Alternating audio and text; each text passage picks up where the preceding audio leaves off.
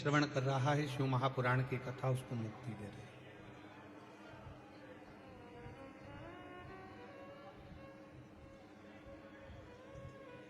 कई कई शिव महापुराण की कथा में ऐसे भी शिव बताते हैं, भगवान शंकर से अपने मन की बात कहकर, भगवान शिव को अपनी स्तुति कहकर, भगवान शंकर को अपने हृदय की बात कहकर, भगवान शंकर को अपने मन की बात कहकर, भगवान शिव को अपने हृदय की बात कहकर उनको रिझाना चाहते हैं।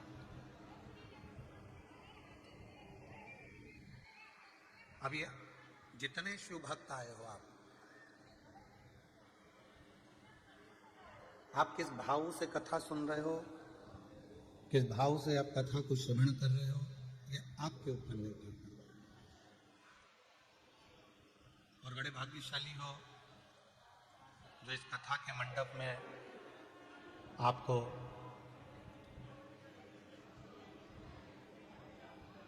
संतों में श्रेष्ठ आनंद सुख देने वाले, हमेशा जिनके चेहरे पर मुस्कुराहट रहती है, प्रसन्नता उनके चेहरे पर बनी रहती है, ऐसे संत शिरोमणि फ्लाइट बाबा हमारे बीच में है। एक बार जोरदार ताली बजाकर उनका साधुवाद, वंदन, अभिनंदन।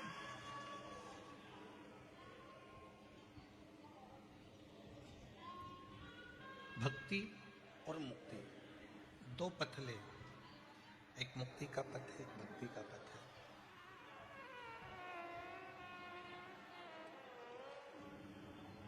शिव पुराण की कथा कहती है कि जिसने भक्ति के पथ को पकड़ लिया, जिसने भक्ति के मार्ग को पकड़ लिया, जिसने अविरल भक्ति को अपने जीवन में उतार लिया, जिसने भक्ति को अपनी जिंदगी में धारण कर लिया, फिर उसको मुक्ति नहीं ढूंढना पड़ती, क्योंकि भक्ति करने वाले के पास में मुक्ति अपने आप चलकर आती है, उसको ढूंढने नहीं जाना पड़ता।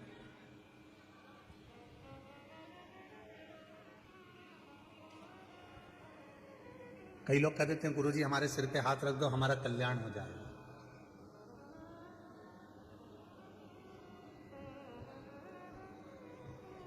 गुरुजी हमारे सिर पे हाथ रख दो, गुरुजी हमारे सिर पे हाथ रख दो।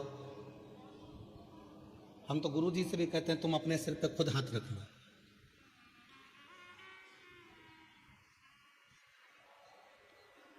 कितना भी गुरु तुम्हारे सिर पर हाथ रख दे, मना नहीं है, पर आपका कल्याण निश्चित तब होगा जब आपके मन में निर्मलता का भाव होगा और भगवान के प्रति समर्पण होगा। महाराज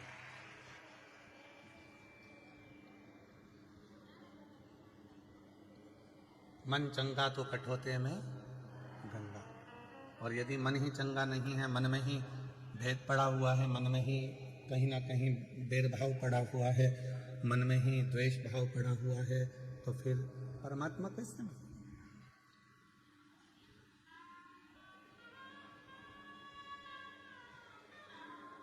बड़ौदा की कथा को शुरुआत कर रहे हैं।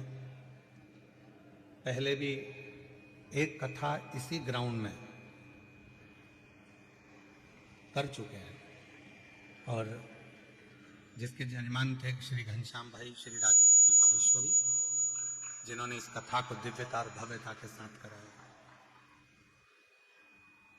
और आज ये कथा दूसरी बार अग्रवाल आकोटा गार्डन ग्रुप, महेश बंसल जी, मुख्य यजमान चंद्रपाल जी, बड़ौदा गुजरात से, उनके माध्यम से ये कथा प्रारंभ हो गई।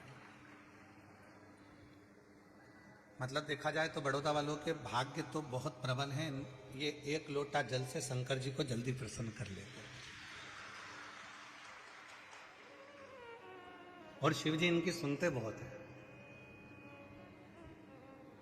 मतलब निश्चित हो गया है कि शंकर भगवान की कृपा गुजरात वालों पर, जब ही तो मेरे शिव जी दो दो ज्योतिर्लिंग के रूप में गुजरात में विराजमान है। एक सोमनाथ जी और नागेश्वरनाथ जी, दोनों बैठे। और पूरे गुजरात में, पूरे गुजरात की धरा को अगर कहीं से भी जाकर देखोगे, कहीं से भी दर्शन करोगे, कहीं से भी निवेदन करोगे, कहीं पर भी जाकर गुजरात की भूमि का दर्शन करोगे तो ऐसी कोई भूमि नहीं है जहां पर भगवान शंकर का शिवलिंग, प्राचीन शिवलिंग धरा पर ना हो। अपने बड़ौदा में भी अगर आप देखें तो पूरे बड़ौदा के अंतर्गत में नवनाथ जी महाराज विराजमान है, नीलकंठेश्वर महादेव विराजमान है, भीमनाथ महादेव विराजमान है, पांडेश्वर नाथ विराजमान है, सिद्धेश्वर नाथ विराजमान है। ऐसी पूरी धरा हमारे बड़ोदरा की शंकर शंकर की अविरल भक्ति में निरंतर डूबी रहती है, निरंतर।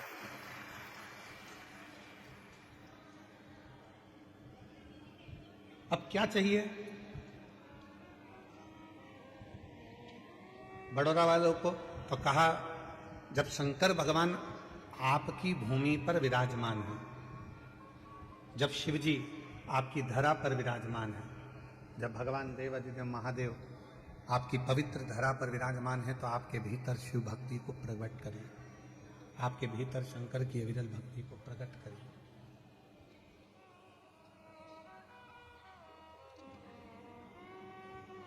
और मैंने तेरे ही भरोसे बाबा, तेरे ही भरोसे हवा बीच उड़ती जावांगी, बाबा डोर हतो छड़ी नाम कटी जावांगी, भोले मैं तेरी पत शंभू मैं तेरी पत हवा बीच उड़ती जावांगी, बाबा डोर तो छड़ीना में कटी जावांगी, भोले मैं तेरी पतंग शंभू मैं तेरी पतंग। अब हमको जो जरूरत है वो शिव की भक्ति की जरूरत है।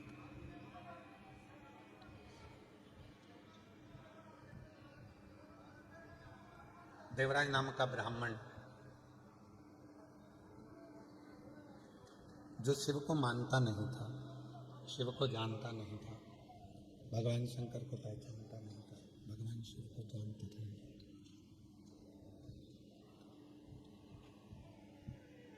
ब्राह्मण के घर में उसका जन्म हो गया, ब्राह्मण के कुल में वो जन्मा, ब्राह्मण के घर में उसका जन्म हुआ, पर ब्राह्मण कर्म वो कभी ना कर पाए। ऐसे संसार में ना जाने कितने लोग हैं जो अच्छे घर में जन्म लेने के बाद भी अच्छा कर्म नहीं कर पाते,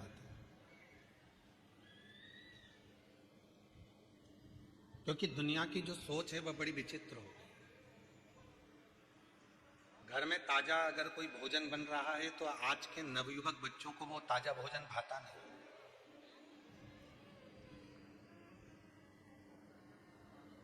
घर में अच्छा पकवान बन रहा है, घर के अंदर अच्छा भोजन बन रहा है, तो घर के लोगों को, घर में रहने वाले नवयुवक बच्चों को, बेटाओं को, घर की बहुओं को, घर की बेटियों को, घर के पोते को, घर की पोतियों को वो भोजन भाता नहीं। और उनको जो डब्बे में 15 दिन का पैक है, पॉलीथीन में 25 दिन का पैक है, 1 महीने का पैक है, ना जाने कितने कितने दिन की पैकिंग का भोजन वो बाजार में बिक रहा है। पर आज के नवयुवक बच्चों को घर का ताजा भोजन नहीं भाता, ना जाने वो बासी भोजन से कैसा प्यार हो गया कि लोगों को वो बासी भोजन ही श्रेष्ठ लगता है।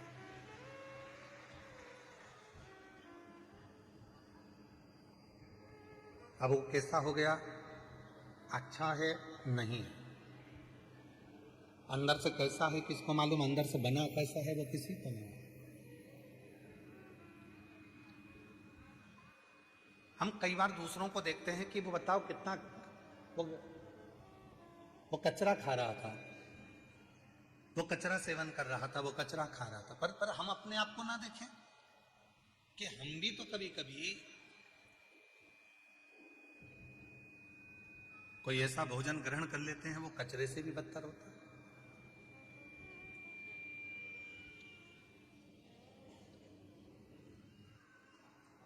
अपने घर में भले रूखी रोटी हो, सूखी रोटी हो, चाहे अपने घर में कैसा भी भोजन बने, शिव महापुराण की कथा कहती है मेरे शंकर भगवान हमेशा पार्वती जी से कहते थे, पार्वती मुझे कुछ दे बनाकर, मैं उसको खाऊंगा। और आकड़िया की रोटी बनाई, काकड़िया की साग, और परसे माता पार्वती जी पावे भोलानाथ, मन शिव रटोरे, मन शिव रटोरे, छोड़ दो कपट मन, मन शिव रटोरे, मन शिव रटोरे, छोड़ दो कपट मन शिव।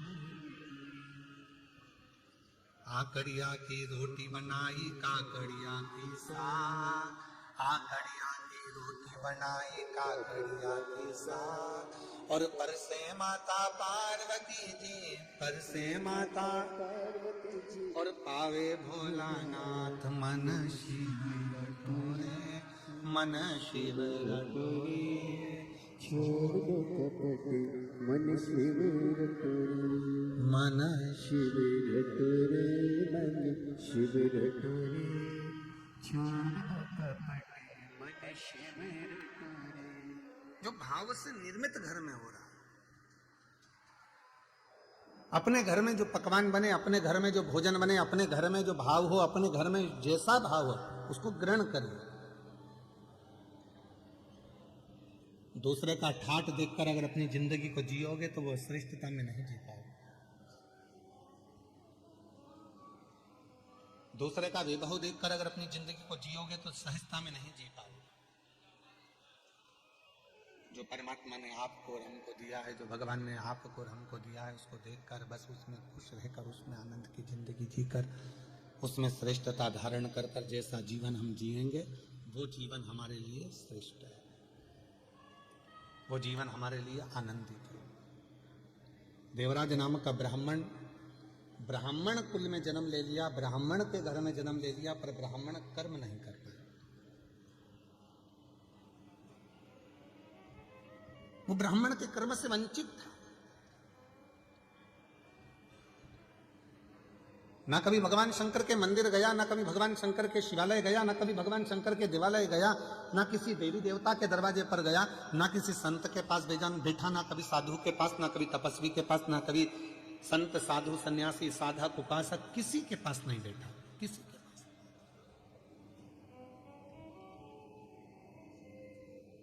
बस गलत कृत्य में, गलत कार्य में वो लगा रहा। और उसकी मां, देवराज ब्राह्मण की जो मां थी, वो भगवान की अविरल भक्ति धारण करेंगे। और कई बार हम लोगों से कह देते हैं कि जितने भी शिव महापुराण की कथा में भक्त कथा को श्रवण करने के लिए बैठे हैं, जितने आस्था चैनल पर शिव महापुराण की कथा को सुन रहे हैं, जितने फेसबुक यूट्यूब पर कथा को सुन रहे हैं, जितने सोशल मीडिया के माध्यम से कथा को श्रवण कर रहे हैं, हम सबको एक बात जरूर कहना चाहते हैं, आप अगर कथा के पंडाल में बैठे हो तो ये निश्चित है, मेरी जीजियों, मेरे जीजाओं, मेरी बेटियों, बेटाओं, मेरे बुजुर्ग माँ बाप, याद रखना ये जरूर आप में श्रेष्ठता है कि आपके माता पिता जरूर भगवान शंकर के उपासक रहे होंगे, जो इनकी भक्ति आपके हृदय में आपको प्राप्त होगी।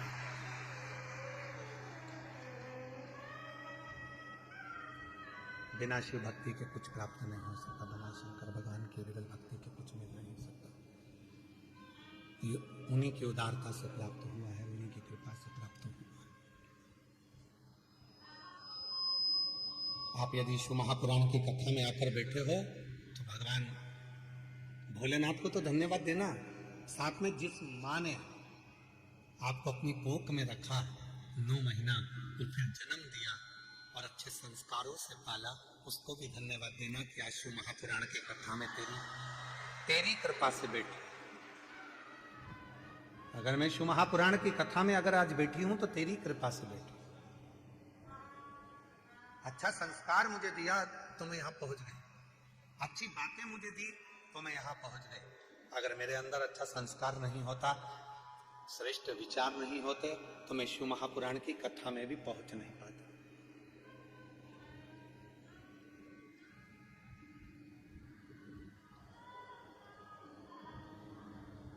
ये उसी की उदारता से, उसी की कृपा से। और कोई पिछले जन्म के अच्छे कर्म मुझे बाबा तेरा, कोई पिछले जन्म के अच्छे कर्म मुझे बाबा तेरा, जहाँ सारी दुनिया झुकती है, जहाँ सारी दुनिया झुकती है, मुझे वो आली दरबार मिला, दरबार मिला। कोई पिछले जन्म के अच्छे कर्म मुझे बाबा तेरा, कोई पिछले जन्म के अच्छे कर्म मुझे बाबा तेरा साथ। कोई पूर्व का अच्छा कर्म होगा, कोई पूर्व का अच्छा साथ होगा, कोई पूर्व का किया हुआ अच्छा कर्म होगा जो भगवान की कृपा से, परमात्मा की सेवा से, भगवान की दया से, परमात्मा की कृपा से आप और हमको प्राप्त हुआ, और आप और हम इस पवित्र कथा के पंडाल में विराजमान होकर कथा का लाभ ले रहे हैं। ये उसकी कृपा से प्राप्त हुआ, उसकी दया से प्राप्त हुआ, ये उसकी करुणा से प्राप्त हुआ।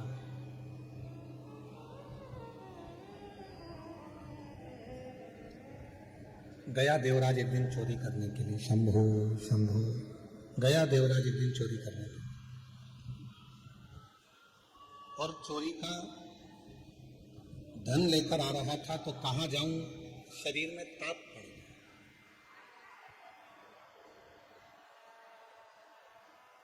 और शरीर में जब ताप पड़ा तो विचार करा कि कहां जाऊं चोरी का धन लेकर, तो शंकर जी के शिवालय में, शंकर के मंदिर में पहुंच गया।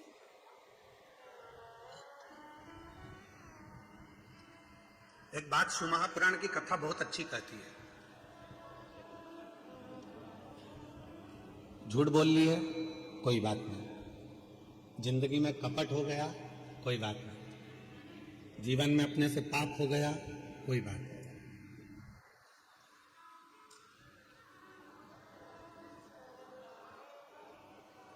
हमने जिंदगी में कोई व्रत भी नहीं करा, कोई बात नहीं। हमने जीवन में कोई दान भी नहीं करा, कोई बात नहीं। हमने जीवन में कोई सत्कर्म भी नहीं करा, कोई बात नहीं। शिव महापुराण की विद्धेश्वर संहिता कहती है, अगर हमने अपनी जिंदगी में ना कोई पुण्य करा, ना सत्कर्म करा, ना हम कभी जिंदगी में कोई अच्छा काम कर पाए, तो भी इस पापी शरीर ने अगर भूल से भी शंकर भगवान को एक लोटा जल चढ़ा दिया, तो हमें सारे पुण्य, सारे तप, सारे यज्ञ, सारे अनुष्ठान, सारी साधना का पुण्य फल प्राप्त होना चालू हो जाता।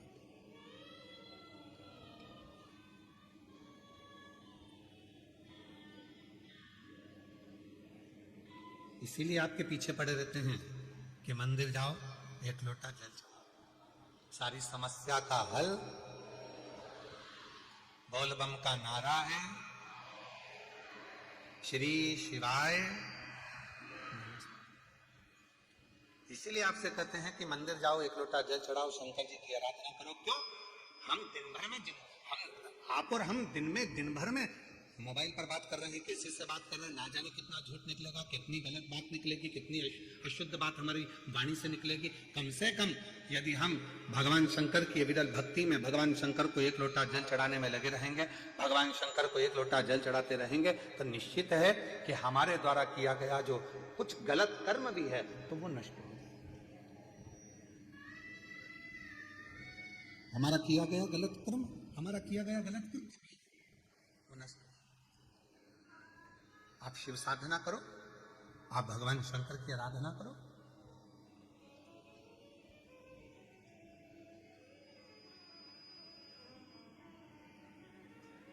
दो कुंडली होती है, दो कुंडली हैं। एक जन्म कुंडली आप सबकी होगी, अरे बोलो तो जम के, है कि नहीं है? दो कुंडलियां होती हैं, एक होती है जन्म कुंडली, दूसरी होती है कर्म कुंडली। एक जन्म कुंडली है और दूसरी कर्म कुंडली।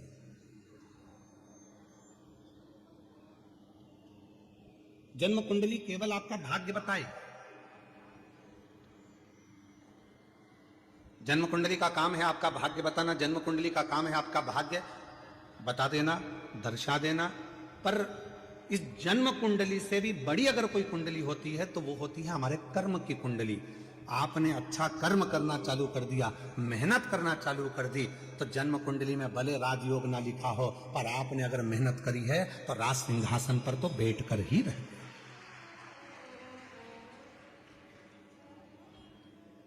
एक होती है जन्म कुंडली और एक होती है कर्म कुंडली।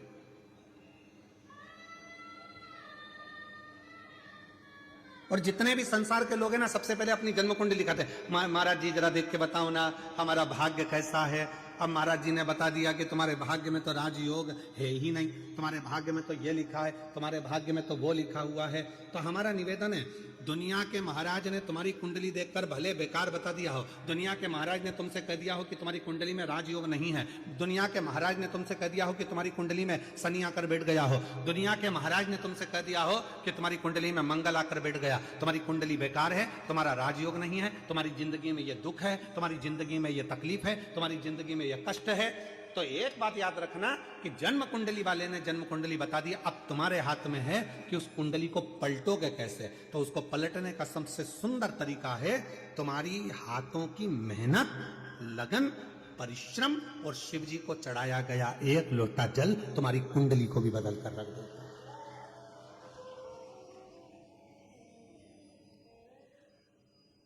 अब तुम मेहनत ही ना करो और सोचो कि मेरा भाग्य ही बेकार है, मैंने तो पत्रिका दिखाई थी, मैंने कुंडली दिखाई थी, उसमें तो महाराज जी ने बता दिया था कि मेरी कुंडली में अच्छा योग ही नहीं है। तो फिर आप घर पर आकर बैठ गए, फिर आपने कोई कर्म नहीं करा, तो फिर वो कुंडली अपना असर करे।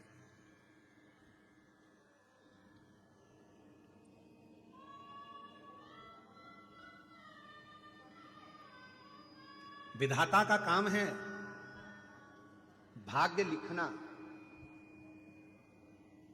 विधाता का काम है भाग्य लिखना, पर भाग्य को पलटने की गारंटी तो केवल एक ही के पास है, वो